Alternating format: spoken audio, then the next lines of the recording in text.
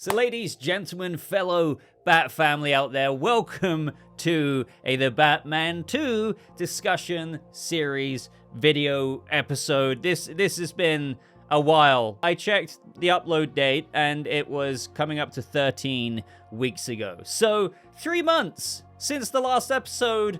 That's insane, but hey, we are here.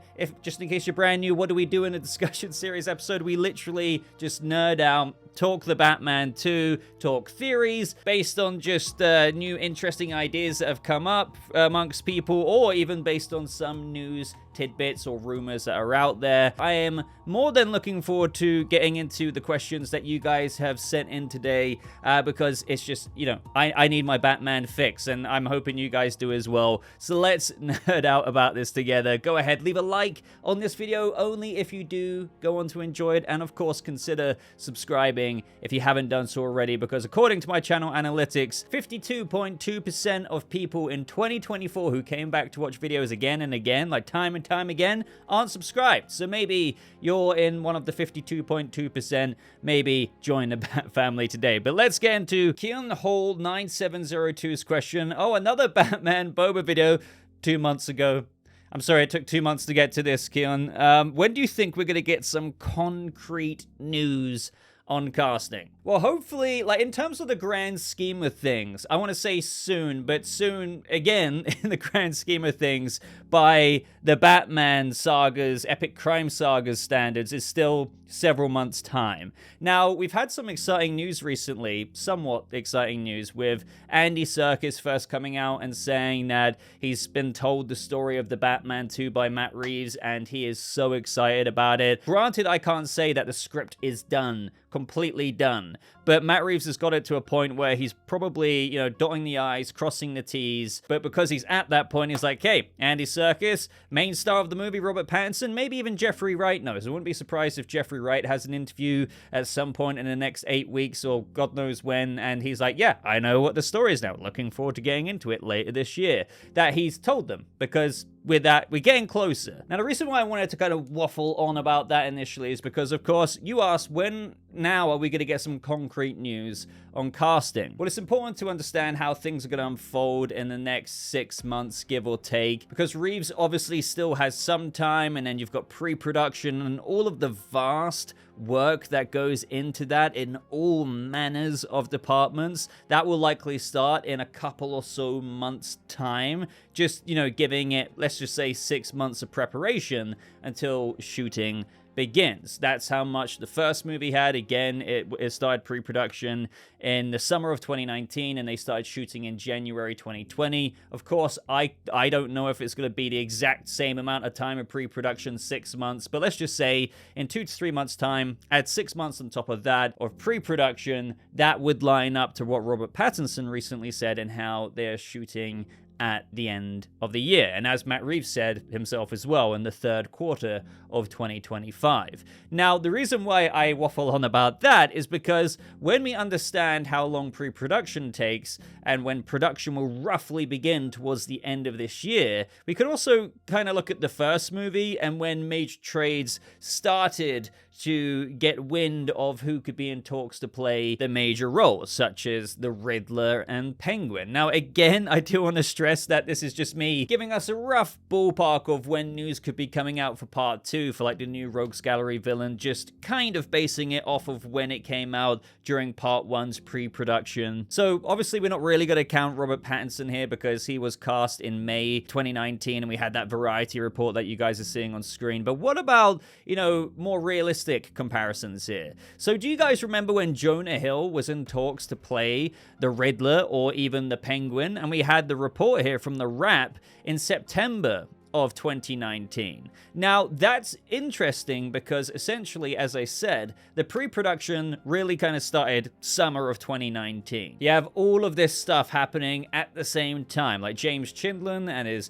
production design. You have, the VFX people being approached to start thinking about what they're going to do there. It's like all of these cooks in the kitchen that is happening while they're also simultaneously on the other side of things looking at who they're going to scoop up to play their characters characters in the movie. So it makes sense, a couple of months after, the summer of 2019, getting into September, that's when you started getting Jeffrey Wright cast. That's when you had, is Jonah Hill going to be playing the Riddler or the Penguin? But then, November 5th, 2019, we have this report here from Deadline saying Colin Farrell is in talks to play the Penguin, rounding out the Batman villain trio. So, long story long here, just to kind of really go over it as comprehensively as I can. If this movie, as we know, is meant to be filming towards the end of this year, so it's looking to be an October, November-ish rough principal photography, like shooting time. Well, if you just subtract roughly 5-6 months off of November, well, that would take us to May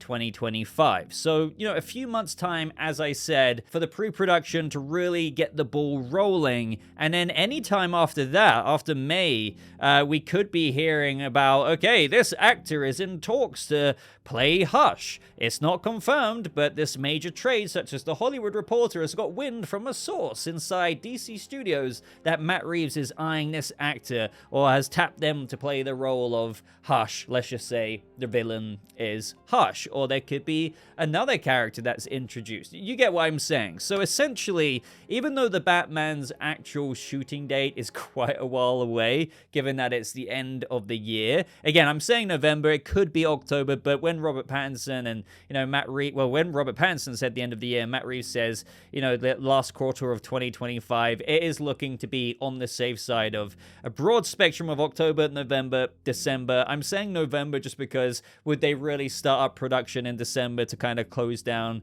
for a week or so over Christmas? I feel like they're going to try and get wind under the sail in November. But if we're lucky, maybe October, never say never. But still, the pre-production is roughly set to begin around the spring, roughly May this year. And then around about the same time, going into June, we could be hearing our first whispers, if we're incredibly lucky, as we near the release of Superman, actually. So I can't give you concrete news on casting, but hopefully that gave you enough to be like, okay, I roughly have it bookmarked in my head of when I wouldn't be surprised when an article comes out for this said actor to play this said role in the Batman 2. But this is the year. This is finally the year, I can actually say as of a few months' time, even just a few, not a handful, but a few, we should be hearing some more legit concrete things. There's no way they're pushing this movie back again. I mean, it's already coming out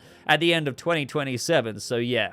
We're going to be hearing some stuff. Don't worry about that. And obviously, make sure you have notifications set from personalized to all on the channel so you do not miss out on that video. So up next, we have from Jake Young in here saying, how do you think Batman will be fighting in the new movie? They first showed us a more angry version of Batman. Do you think after learning all things from then, will it affect how he fights from now on?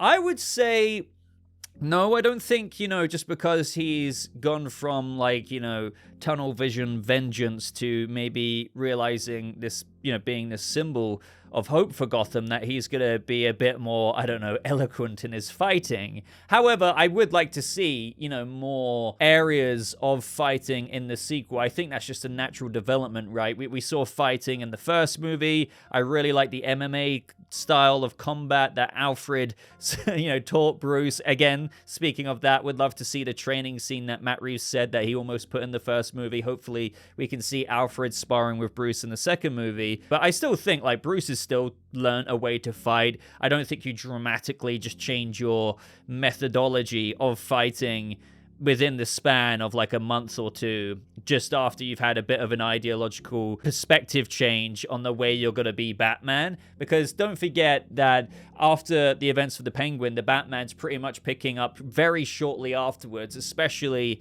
with what Matt Reeves has already teased to us with how, the Penguin's going to be subpoenaed. We're going to get into that again in this video. But obviously when you're tackling a new movie, I know if I was Matt Reeves, I would be like, hey, compared to the first movie, or while we're not making this whole movie about spectacle, my favorite example is Black Adam there. The Batman's still very much so concentrating on story, but we're going to get some spectacle in there, just like the Batmobile chase scene in the first movie, or just like the action we did show at the train station or at the end against the Riddler goons. But hey, let's step it up a notch. Let's add, I would like at least 2 more. I always put it this way. In the first movie, love the combat, but how cool would it be if we just got a couple more moments like that? So in my mind, I've always said, hey, I get that this isn't like an outright action movie, but at least give me 2 more train station equivalent scenes in the film. That would be great. And I know there's almost like a way you could look at it in how if they save that sparingly for the movie, when it hits, it will really hit because you're not getting it all the time. So they don't want to dilute the action. But again, if they really concentrate on a couple more fight scenes, that's all I want ticked off of my list. It's not too much, but it's not as little as what we got in the first movie. But hey, as what I was getting into and as per your question, I would like to feature kind of with that more cool fight scene moves from Robert Pattinson and in the choreography. Maybe implementing a gadget in there. Again, like I loved the scene in the Iceberg Lounge where he had to think fast. He used his grapple hook on one of the twins and like pulled them over. Like, that's great. I need more fast thinking like that. Or even when Batman was flung into those people, he used the momentum that he had to like roll under them and side sweep them from the legs so they fell over. Like, this kind of quick on your feet thinking, but like maybe more in succession, scene after cut would be incredible, and I really hope that they do that. But I don't think that after learning a slightly different outlook and perspective on how to be Batman, this would dramatically affect how he fights. I guess you could say, compared to like how he was punching the living daylights out of that guy under the effects of that adrenaline shot at the end of the movie, he might not be that angry, or even at the first fight scene where he beat the living crap out of that guy to the point of where you could hear skull crunches. But, Batman is still always angry. Like, he is still Batman. So I wouldn't want them to take away from the ferocity of the way his demeanor is in combat. Maybe like a happy middle ground here would be a bit more John Wick, if that makes sense. Like John Wick, when he fights in those movies with that great choreography a lot of the time, he's not like mega angry. He's just doing his thing. But I do worry that if you lean too much into that, taking out the kind of emotional, somewhat passion of, let's just say, Pattinson's acting under the batsuit, like having that like ferocity and that anger, or just just some kind of oomph behind his punches, is what makes it so effective and so good for any Batman, actually. So I don't know, I would love to know your thoughts on that. Would you want more of a tempered Batman, more of a John Wick demeanor, or like Neo from The Matrix, where he's just like this, yeah, I'm just blocking all of this? Or would you like a balance? So Joseph Freaker 3639 said, Boba, I love your stuff. Thank you very much, man. And what is your gut feeling telling you about the sequel? If you had to guess, who do you think will be the big bad in part 2? Now, I know this is like disappointing, like some people, but I just have to be honest, and I think I've talked about this before. I mean, God no, I mean, I've been doing a Batman discussion series since like 2019, so I mean, I guess I wasn't talking about part 2 then. Actually, maybe I was, because we were talking about future villains, but I'm already rambling. This is what I do. I don't know. I know sometimes people feel like they know, but if we're all being really real with ourselves, I don't think any of us truly know. Like, sure, we've had ideas like, could it be Mr. Freeze? But like, if you actually think about, has there been anything tangible whatsoever? No. So we could definitely dismiss Clayface for now. And the reason why I say that is because we know that James Gunn and Matt Reeves had a meeting and they described it as air traffic control because they don't want to have their Batman ideas crash into each other, right? So they would talk about what characters they're going to use so they know what they can use in the Batverse and what they can use in the DCU's Bat-related things. So now we're getting a DCU Clayface movie. I think we can take that to mean that we are not going to get a Golden Age Clayface in part 2 or any, shoot-off spin-off TV show. So, who's that leave? I guess, technically any Rogues Gallery Batman villain. But really, what you have to think about is it comes down to just what the popular discussion has been. And that is, indeed, Hush, Tommy Elliott, and maybe Mr. Freeze. And I love that idea because I would love, I know people don't like this idea at the same time, but I think I would prefer Mr. Freeze over Hush, just in the sense that I think it would be, just as Matt Reeves said, maybe I'm chucking up the quote on screen right now, but he would find that a really interesting challenge because while his universe doesn't engage in as much of the fantastical, he would find it interesting as to find out how we can unwind that character and make it work here. I would love to see a rendition in Matt Reeves' lens of doing a Victor Fries trying to save his wife Nora, and, since we know this microcosm of Gotham is so politically affected and it's corruption and stuff, and how that corruption ripples off and affects other things. The Penguin series even got into it. The lights were turned off at Crown Point and being diverted, all that energy to the rich neighborhoods of Gotham. There's so much. Imagine how you could easily implement, in a way, how Victor Fries could be affected by the systemic issues in Gotham. And sure, you might not actually have a human being at sub-zero temperature, but again, cryogenic freezing is something that is based in reality. We're not properly there to the point of where we actually can cryogenically freeze someone and bring them back. That isn't beyond the realms of possibility of something I think Matt Reeves would indulge. I know I'm going on a Mr. Freeze tangent right now, but what I mean to say is I would find that more of a creatively nourishing kind of thing as an audience member to see how Matt Reeves would tackle that. And I wouldn't be against Hush, by the way. This is something I want to put on the baseline of this conversation. Any villain he chooses, this sounds a bit shilly. I just trust Matt Reeves. I feel like he would have chosen for a reason, and it's just going to be good, right? I think Hush, even though I couldn't tell you who is going to be the big bad in part 2, is most people's picks for this safe bet, because what we've heard from Matt Reeves a few months ago, the most arguably biggest crumbs we've had with what he teased about part 2 is that the story, there's seeds that set up the story for part 2 that goes back to the first movie. The seeds are all there in the first one, so people will look to see what those seeds are, and it's like, damn, what could they really be? Well, one of them could have been that Easter egg, or nod, if you will, of Hush in that Riddler broadcasting where he was exposing the Waynes. Now, in reality, that was just the Riddler writing Hush on that piece of paper. So is that really anything beyond just Riddler writing Hush? Now, obviously, comic book fans, that's why inherently that is an Easter egg in a movie. Because it's the DiCaprio meme. It's like Hush. But within the canon of the universe, it's not like Hush himself wrote Hush on that. That was just the Riddler. So is that a seed? That's something I still contemplate till this day, but you could say that there is still an organic seed there for someone like Hush, because he might, in a somewhat, because Matt Reeves is always, if you go back to him talking about his characters in his universe, everything is rooted in trauma. Every character, you could have Edward Elliott's son, Tommy Elliott, going down his own path, which ends up in a rogues gallery villain of Batman path, wanting to kind of get even for what happened to his father. Now, I think there'd need to be a ton more depth there, because, even if your father died as somewhat of a result of, Thomas Wayne's involvement, not that it was Thomas Wayne, but it was Carmine Falcone killing the reporter to really have Thomas Wayne in his pocket to make it look like he was involved and make him look dirty. Even, his son, Edward Elliott's son, would still be like, well, it wasn't Bruce Wayne's fault.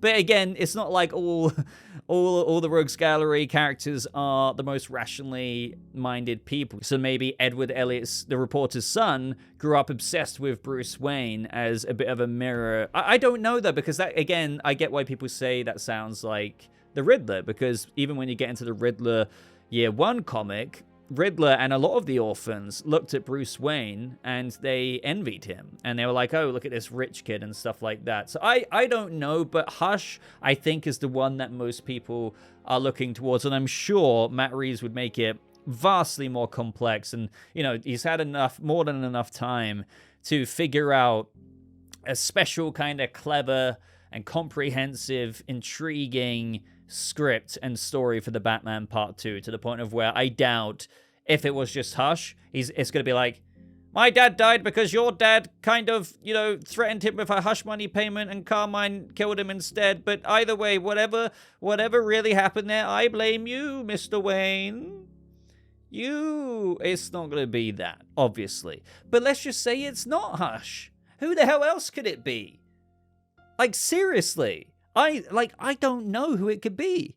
I really am trying to shake off the preconceived notions of, oh, it's going to be Mr. Freeze, oh, it's going to be Hush, just because everyone's been saying that, or technically, yes, there was a Hush Easter egg. But if we do that and be really level-headed there, like, who is left? Everyone. Everyone's as big as the other candidate, if you think about it, right? But again, like, that's when I start exploring other candidates, it's like, would it really be Professor Pig?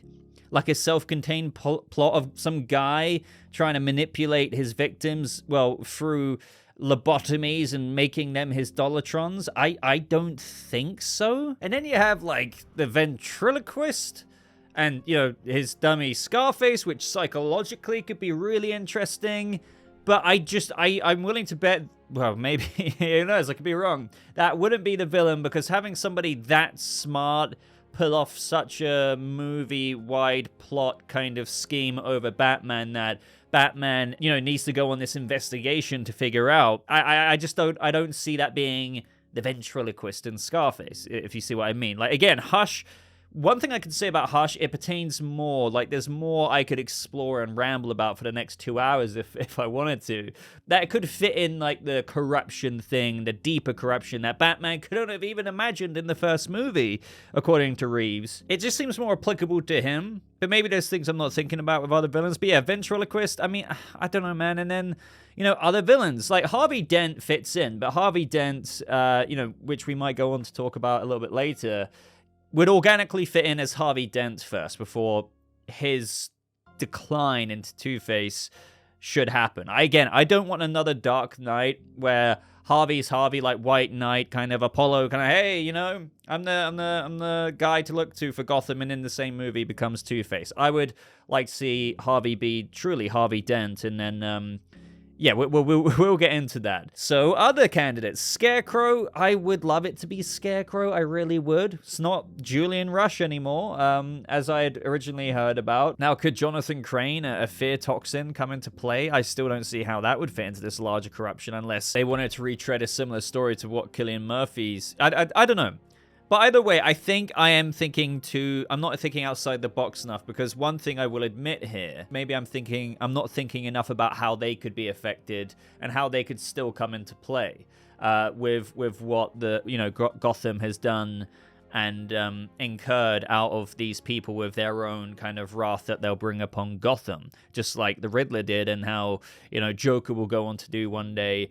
But I do admit that for now, like my metal detector, if you will, not that I am sure about this, but it does seem to be pointing more towards Hush, like some kind of continuance of the Edward Elliot reporter storyline. Ever since I kind of got into that more, it just makes more and more sense. Like, what could Bruce and Batman not really imagine in the first movie within the parameters of this corruption that is deeper? Well, I know I've said this before, but it would be that, hey, what if the Arkhams, the story that was put out there to the press, to the point of where Riddler himself even presented it to Gotham. It's like, hey, look, Martha Wayne's parents, the Arkhams, hey, her mother killed her husband and then she offed herself, right? What if that was just the way it was presented? What if it wasn't that way? What if they were both murdered? And it looked like a murder-suicide situation, but really, it's like there's this deeper corruption that for some reason the Arkhams were killed over, and it goes back that far. And this is something that if you're Bruce Wayne, right, you would just think that's your family history, like this tragedy of like mental health where my mum's mum killed her husband and then herself. But no, wait, you're telling me they're murdered? What does this mean?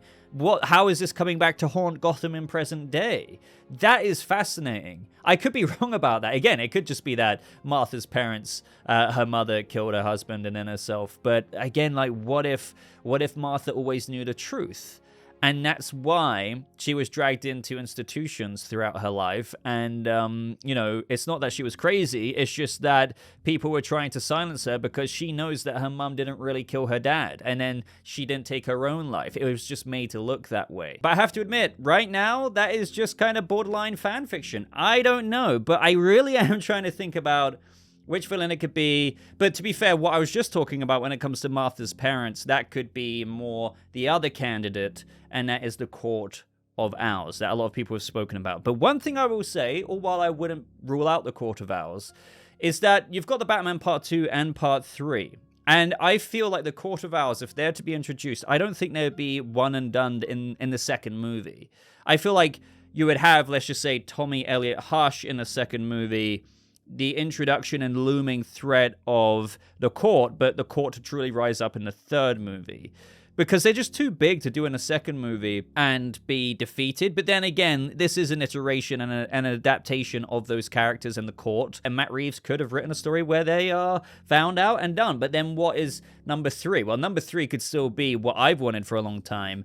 And the low-key tease and setup of, you know, Gotham Loves a Comeback story and Riddler and Joker breaking out of Arkham to terrorize Gotham in part 3, and for it to really be a mad crucible for Bruce Wayne to end out the Batman trilogy on. Like this all out, okay, we've gone through the corruption storylines of part 1 and part 2, but part 3 is more about, hey, we've built Batman up, the rogues have been built up as well through part 1 and part 2, Oz has risen, there's a new rogue in part 2, like all of these characters, but now part 3 is just like this, you know, WWE kind of like situation where it's like, oh my God, we're just trying to live another day. I don't know, but I know I've been going on about this one for ages, but this one fascinates me. If I had to guess who I think would be the big bad villain in part 2, if I had to guess, and I don't like having to guess because I'm that unsure, but I would say Hush.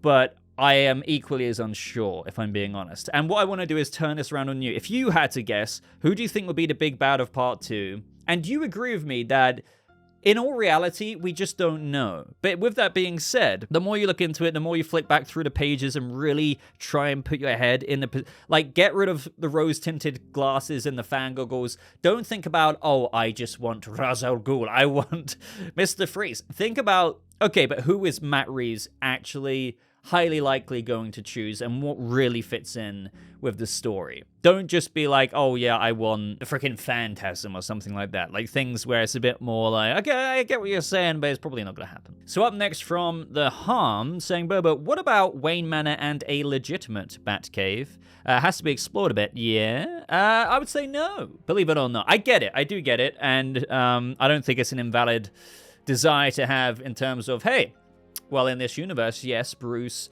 is living in Wayne Enterprises, the penthouse, and what Matt Reeves has done is use the old, you know, abandoned Wayne Terminus train station, like platform, if you will, for a Batcave. So technically, the Gotham orphanage that was once Wayne Manor that the Waynes donated, that's since burned down or, you know, has been abandoned. Bruce Wayne could restore it, right? And move back there, and there would happen to be a cave underneath nearby and use that as a Batcave. And I don't know.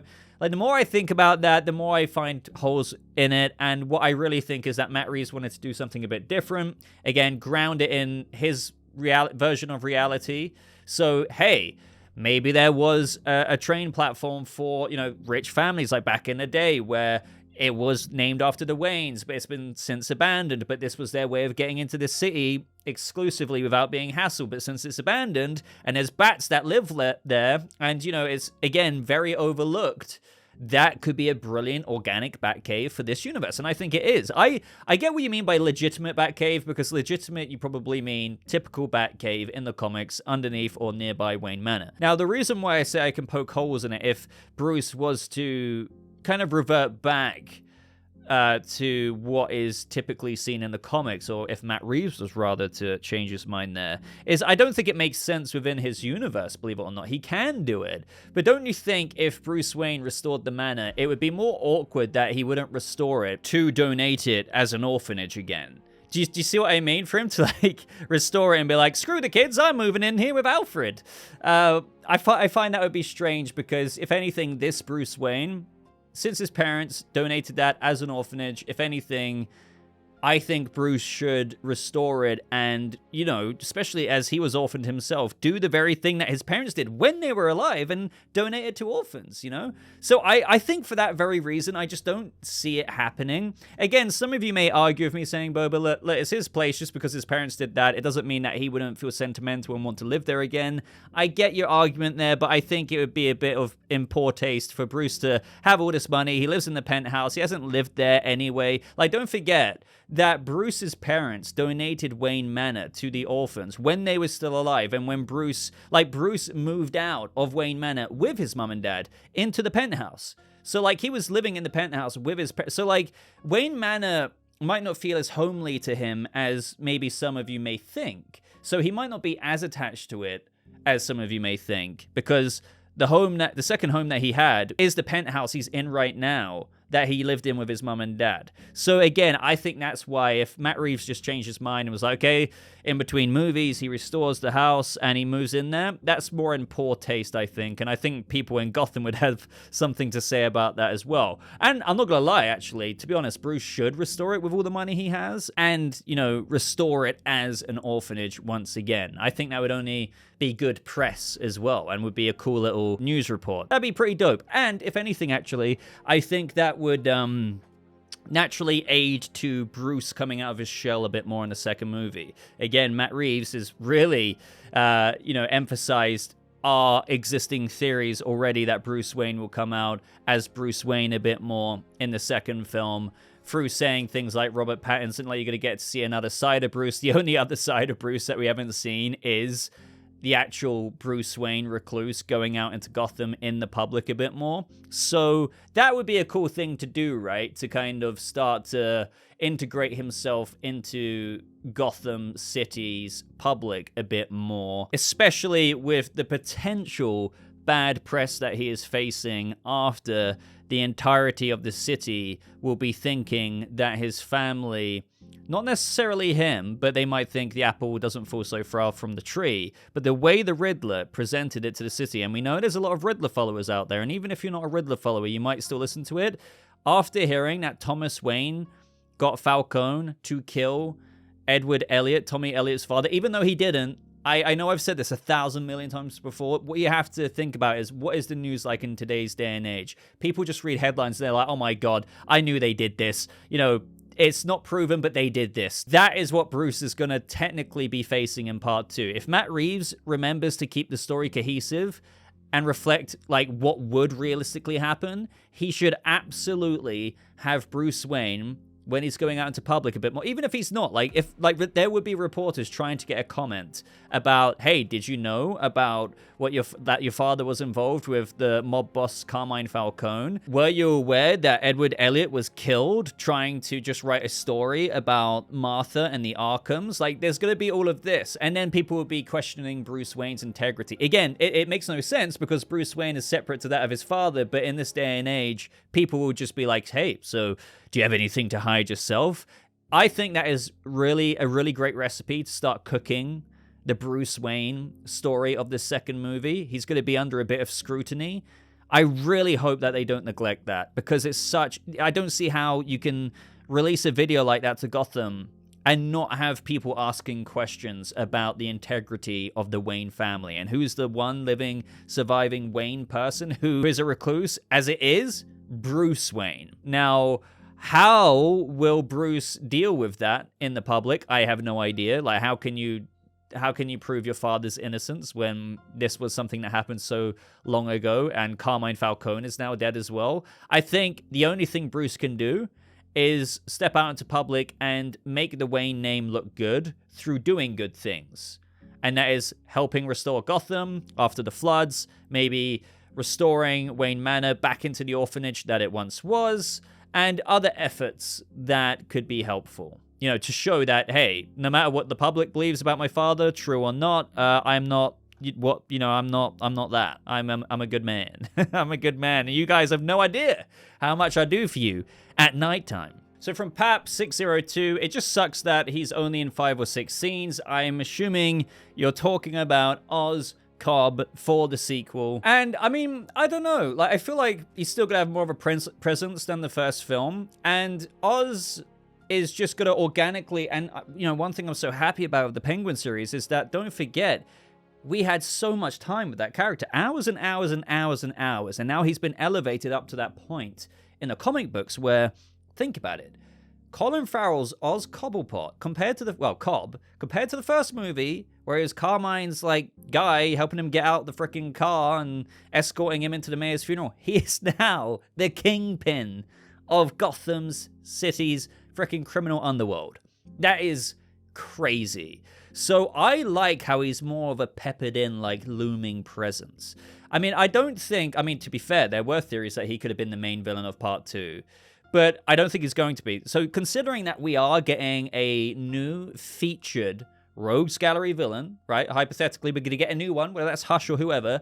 You know, Penguin can only have so much presence, so I like him being this kingpin figure to potentially have more impact as the crime saga continues, such as an impact on Harvey Dent, maybe, in place of Salvatore Maroni, if we're thinking about Harvey Dent's origin story. But yeah, all I'm saying is, I think Oz's scenes will be very scene stealer, if that makes sense. They're going to be full of presence, and I can't wait to see. It's kind of like Daredevil and Kingpin, funnily enough, in the new Daredevil Born Again series. Like, they're sat down having that talk at the diner and I'm not saying they're not enemies, just like how Pattinson's Batman and Penguin are still going to be enemies.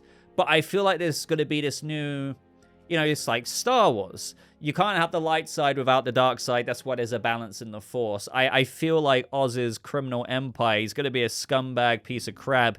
Still the guy who killed Vic and did all these terrible things. But does he have to make a massive, crazy power move, like, right away when there's this other stuff going on with this deeper corruption in part 2? Not necessarily, but he could still be entwined in it, because after all, Oz's deeper corruption, especially with his ambitions for City Hall, with Councilman Haiti wanting to be welcome in a place like that, this could all tie in together, if you think about it. So I'm still down for it, looking forward to see more of Penguin, and it's not as if we're not getting a Penguin Season 2, with the way that they're exploring it right now. Now, Brutal Vengeance says, I kind of like the idea of Oz being the reason Harvey becomes Two-Face. I'd like to imagine that if it happens, then that'll make Harvey and Penguin kind of hate each other, plus it kind of ties to the Arkham games, since those two had a turf war and they kind of hated each other. And what Brutal means there is essentially that, obviously with Harvey Dent's origin, back when he was kind of known as Harvey Kent, believe it or not, he had Salvatore Maroni in the courtroom throw acid in his face, and that's how he became disfigured. And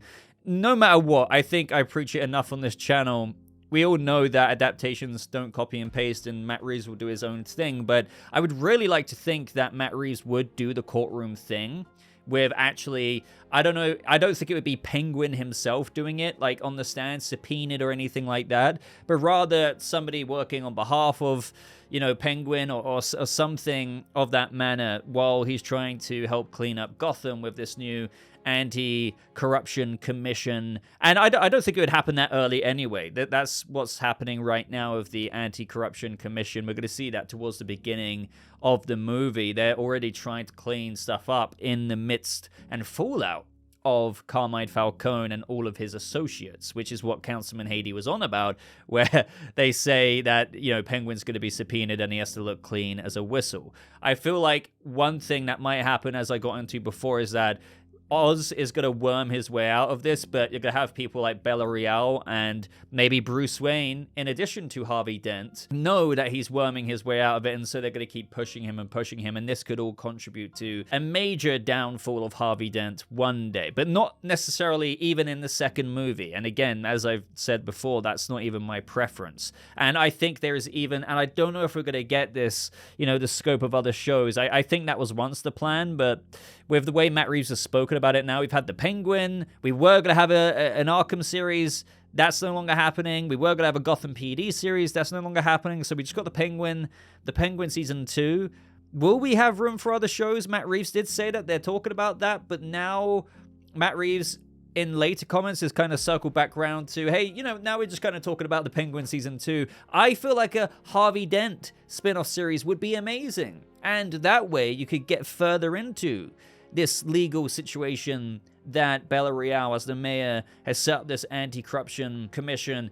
And no matter what, God knows what happens in the second movie, Harvey Dent is still on the front lines of that. And I can imagine this legal procedural situation, or series rather, kind of like Jake Gyllenhaal's Presumed Innocent, if any of you have seen that on Apple TV. Now, I'm not saying, you're going to have Harvey Dent in that character's position, Jake Gyllenhaal's position. What I mean is the tone of that series, with how you're having this really high tension in the episodes. Harvey really trying to work the case, and the stakes are really high, and you're pissing off all the wrong kind of people at the same time. And then you get to see more of Harvey's personality start to crack and crack under the pressure that he's facing. He's starting to lose faith in the law that he's trying to uphold, and things just go awry, and he could become Two-Face by the end of it, much like how we had Oz become the Kingpin comic book version of himself by the end of the Penguin series. And then you could have Two-Face in part 3 again for this crucible with Batman, with Joker, Riddler, Two-Face. Again, that sounds a bit fanficky to be like, oh my god, all the villains are coming out against Batman in part 3. But I do see such an organic way to do Harvey Dent in not only the second movie as an intro to the character, naturally with the Anti-Corruption Commission, and who knows what other kind of scenes he could have peppered throughout part 2, but then give him his own spin-off. But to be fair, it would have to be a really compelling actor and role to give him his own spin-off anyway. Like, Colin Farrell was the Penguin in the Batman, and it was such a transformative role for him, both physically and just acting-wise. But he's such a star at the same time. This is Colin Farrell, so it kind of makes sense to give him his own series. Whoever would play Harvey Dent doesn't just have the merit of a lot of potential story there. I think the actor and what scenes and what presence he has in part 2 would have to have that same gravitas that the audience had this fixation with on the Penguin to want to even see a series about Harvey Dent, rather than it just being like, hey, this guy's playing Harvey Dent, so we're naturally interested in him. I'm not saying that's not interesting enough almost by itself, but I do think the reason why we also got a Penguin series is because, hey, this is also Colin Farrell, and there was something magically unique going on there. So I think that's worth exploring. But, carrying on this overall discussion, we have Oppenheimer 6321 saying, Reeves is definitely taking inspiration from Earth 1, specifically Volume 2, which also involves Batman, Gordon, and Dent going after corrupt city officials who were connected to the corrupt Mayor Cobblepot. Bruce's arc in this story involves him realizing that he can also help the city as Bruce Wayne, and that he needs help, something I can easily see Pattinson having a similar arc. I completely agree. And by the way, at the beginning of the comic, we have Maroni, who in this comic is a street gangster being interrogated by Harvey Dent about his relationship with Cobblepot and being asked to name corrupt people. I think the Penguin will have a similar role to this. Exactly. In the sequel, The Batman Part 2, I do completely agree that Matt Reeves has, in the first movie and in the second movie, taken some inspiration from the Earth 1 comics as well. Like, there's a whole range. And I completely agree with what Oppenheimer 6321 said. Like, that basic arc, what's going on there, even what we could even see in the first 20 minutes of Part 2, could be inspired by some of the stuff that this comic book explored. Especially when we have Oppenheimer 6321 also saying here, Boba, you might be onto something regarding Penguin in court. A quote from Matt on the series podcast, they're going to be looking at what happened, and they're going to be looking at him. He had a relationship with Falcone. He's in the drug business, and he's going to have to answer to some of these things. And he's going to be involved in some stuff that will be an entry point into the movie. And it's not the through line of the movie, except to say it's the beginning of where our story continues. Exactly. The second movie, as I said, picking up relatively short after the Penguin series, in where, again, Councilman Haiti warned him, hey man, you're gonna be subpoenaed, you're gonna have to look clean as a whistle, and the entry point will be, I wouldn't be surprised if one of the 5 or 6 scenes Colin Farrell has in the movie will be him being like, okay, I've been summoned, I've been summoned to answer some questions, I look clean as a whistle though, good luck trying to get me. And I think you're gonna have the board there, like probably, you're gonna have Bella Real there, but I'm hoping, again, on that like little Anti-Corruption Commission board, you're going to have also Harvey Dent, a casting for Harvey there, and you might see a bit of frustration on his face, because he knows there's more to this slime ball, but he's legally kind of getting out of it. So yes, very glad that we know this is basically an entry point into the movie, and this is where this whole conversation of potential going forward with at least Harvey and Penguin's continued storyline, and how that delves into the deeper corruption, the City Hall ambitions, the Two-Face potential, is all coming together. Again, it's not the through line, as Reeves said, but it's like where the story can continue. And I think the story could even continue after even part 2 has been put to bed. Because, part 2 is still going to be finishing off with an intention of a Batman part 3. Again, we're never guaranteed a part 3 because you still need to make money in the box office. But, there's still more they can do. Let me know if you agree with me, by the way. Do you want them to do a longer arc with Harvey Dent? Or would you like them to genuinely introduce Harvey in the second movie and do what they did in The Dark Knight, where even though he might not be the main villain like Joker was in The Dark Knight, and in the Batman Part 2, you could still have Hush, but you could still have Harvey become Two-Face in that same film. I think that's just too similar, and if we're playing the long game and hopefully getting a part 3, save it for that amount of time, later to do that transformation. Or, again, if we're lucky enough and, the actor and everything's exciting enough with Harvey Dent that we saw in the second movie, and he still doesn't become Two-Face in the second movie, give us another spin-off series. This is still years and years away in the grand scheme of things. So there is a lot of time and years to have DC Studios consider another series, other plans, the expansion and stuff like that, but I rather them play the long game. And this is all assuming, by the way, if we even get Harvey Dent in part 2, but I don't know how there's a part of me that's wondering, what if Matt Reeves doesn't even introduce Harvey Dent as Gil Colson's replacement? Because obviously the DA Gil Colson died in the first movie, but I don't know how he could resist. But if he can't resist, which I don't think he should resist, have Harvey Dent as the DA, and also just play the long game. But ladies and gentlemen, I am going to end this rambly discussion series episode right there. I had more questions as usual. I apologize if I didn't get to yours, if you happen to remember leaving one a couple of months ago, but it has been a blast. I really enjoyed talking about it. I hope it tided you over somewhat during this dry period of Batman news, and I do apologize that it took 3 months to get this latest episode. There might be another one in a month's time because I'm going on honeymoon and I need some pre-recorded videos to go up, so maybe we can do another one then. And so, having said that, leave me any questions or ideas, theories, you name it, down in this comment section, and I'll be doing another one for when I'm away. If you liked the video, would greatly appreciate a like. Consider subscribing for more The Batman videos just like this. But until next time, guys, again, thank you so much for watching. I hope you have a lovely rest of your day, and I'll see you all in the next video. Goodbye.